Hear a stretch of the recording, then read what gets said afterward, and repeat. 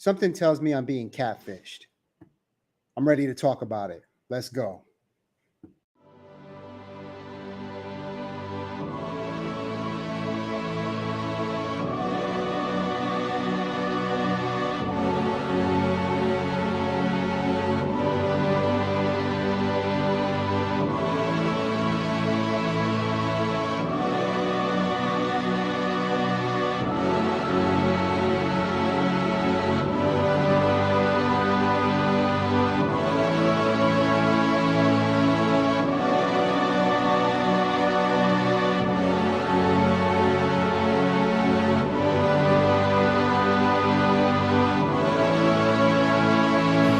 We need these leaders. We need these leaders to come out and talk about what is happening that is wrong, how they're going about it that is challenging our Constitution.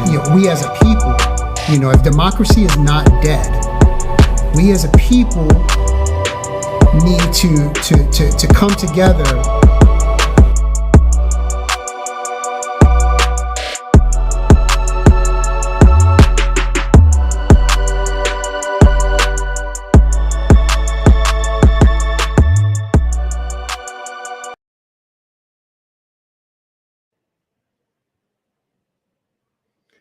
So the big, beautiful bill. Well, in the darkness of night, Congress came together to try to push this bill, and we may be getting a decision on it very shortly at some point today, one way or another. Now, I know that, the fight between the Republicans and the Democrats, pushing this bill, not conceding to the bill, not getting the votes to put this bill together. But I wanted to talk a little bit about what is contained in this bill and how it affects you and me. Just kind of Joe Schmo, John Q. Public, average American who, working American on the street who, in some cases, rely on these benefits that, we've had since probably the New Deal, in our history. So I want to talk a little bit about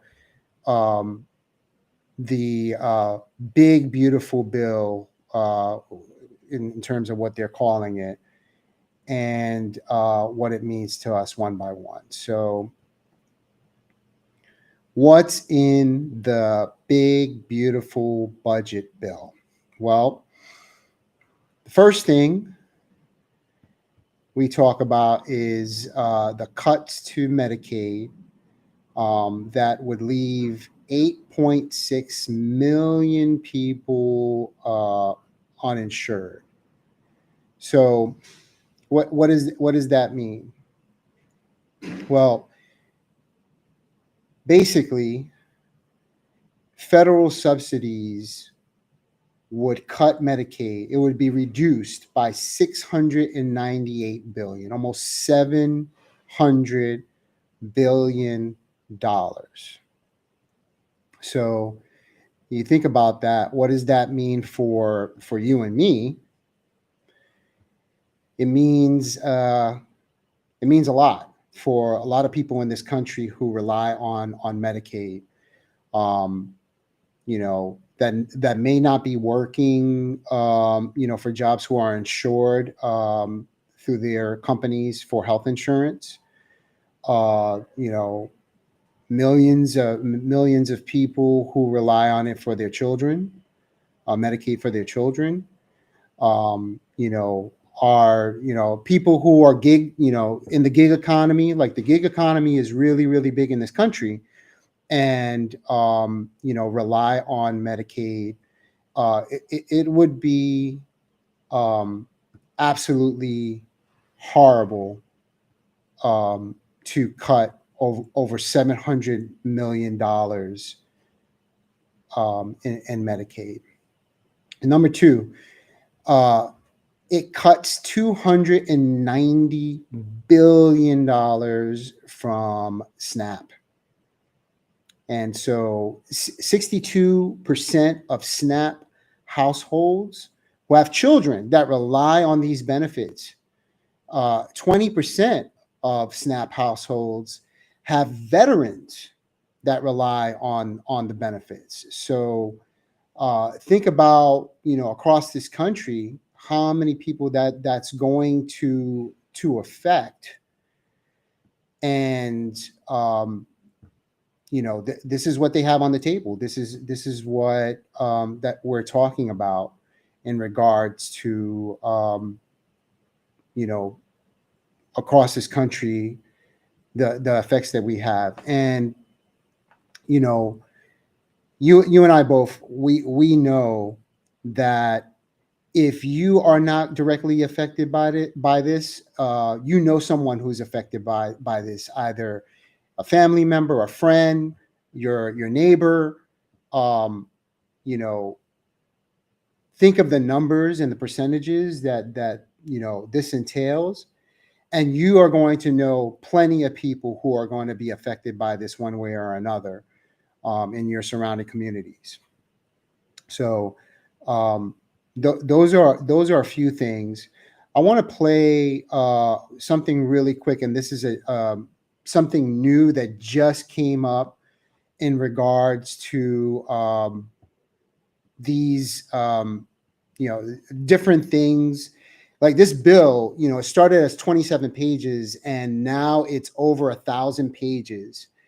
The nefariousness of meeting at 1 a.m. in the morning to try to push many of these different things into agreement so that everyone can agree on this bill and push this in the middle of the night. It's just nefarious dealings. But I wanted to play this really quick in regards to something that they promised in regards to Medicare. This affects my father, and many of the elderly, your fathers or your pops, your grandfathers, your grandmothers.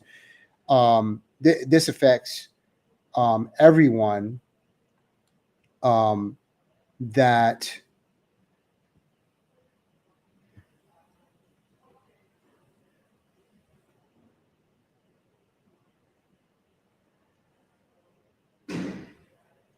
and I'm trying to share it here. Share.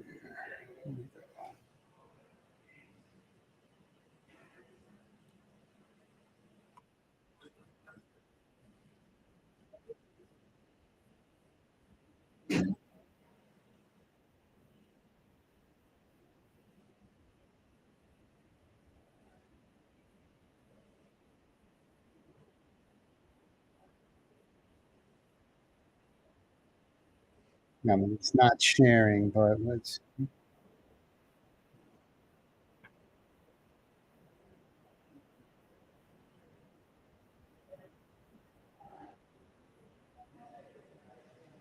All right, that's not sharing for me. I'm not sure why, but one of the things that they haven't mentioned in regards to this bill that is part of it that they're mentioning now is last night confirmation that Medicare, not just Medicaid, but Medicare cuts are on the way. In regards to the requirements of the PAYGO Act, automatic spending reductions are going to be triggered. And as a result, Medicare is expected to face over $500 billion and estimating at $535 billion of cuts to Medicare. So another, part of the big, beautiful budget bill is that over $500 billion of Medicare is going to be cut as well. Cuts for around 350 billion for federal programs that help to make higher education more accessible and affordable. So, essentially, they don't want you to be educated. They don't want your kids going to school when there's plenty of jobs that they're going to create. Farm working jobs, and apparently we're going to have a bunch of factory jobs for you to work at, and Amazon is always hiring at less than $15 an hour. So sure, $350 billion for federal programs that help to make higher education more accessible and affordable. So that's number three.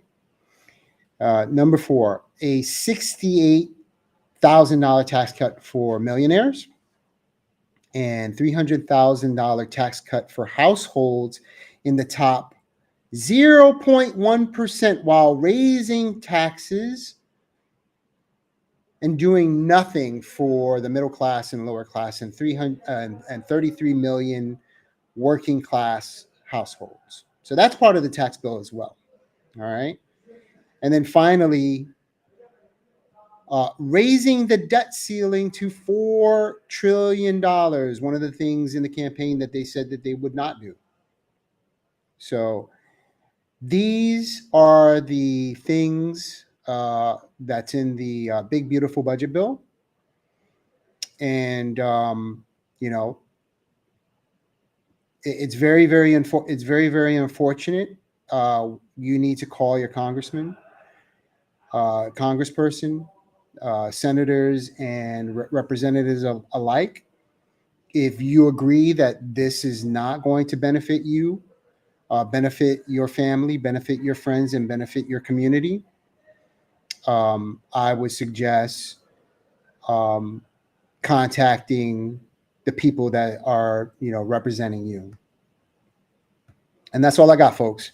I just on here for a quick minute to talk a little bit about this live and to, try to bring awareness. Hopefully I will be trying to post and come on live more and more often, as time permits, to bring you this news and to be informative for future reference. This is the DeFeat the Feast podcast, and my name is Peace Lover. You have a great day, and Godspeed.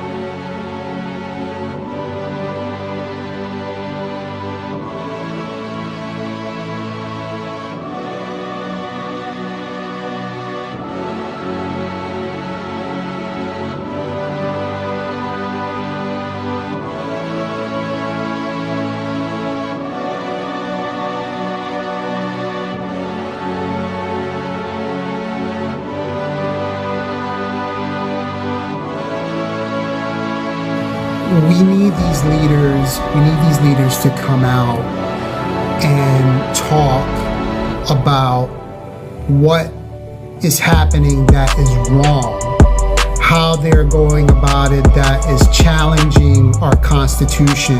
We as a people, if democracy is not dead, we as a people need to come together